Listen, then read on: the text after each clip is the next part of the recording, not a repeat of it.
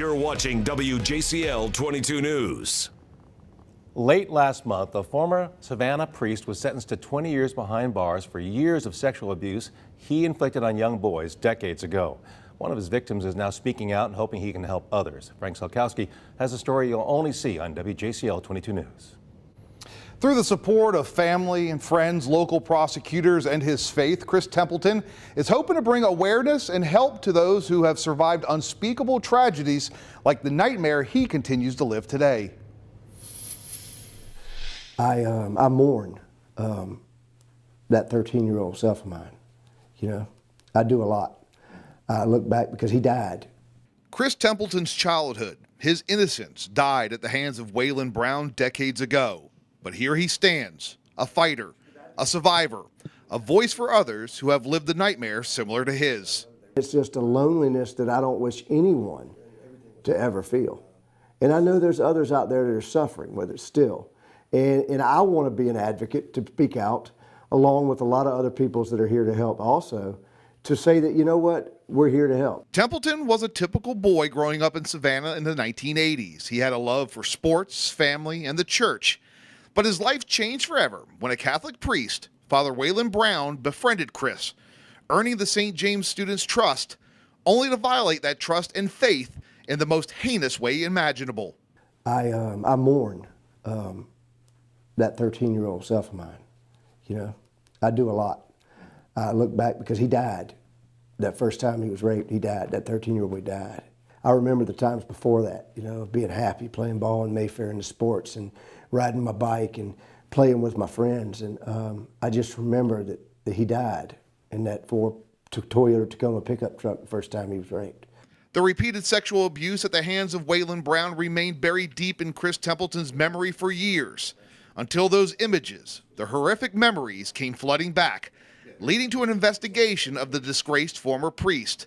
But authorities couldn't prosecute Brown for the alleged rapes of Templeton and others like Alan Ranta because the statute of limitations had run out in Georgia.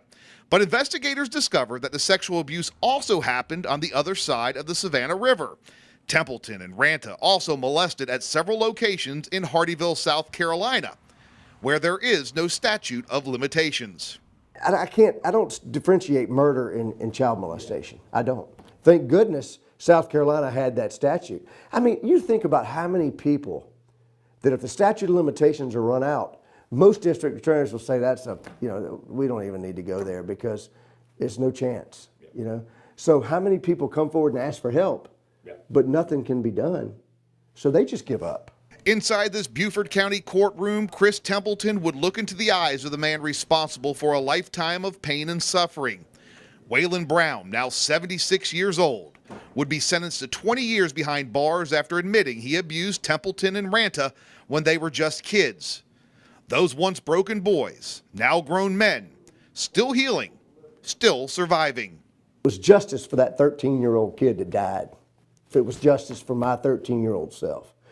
And that, you know, gave me relief. Like, you know what? I did something for that 13-year-old boy that had his generally Matchbox car in his back pocket, and he had his plastic Braves helmet hanging on his Mongoose bike in St. James parking lot before he got in the truck with Waylon Brown to go to South Carolina. I just did something for him, you know? I gave that boy something.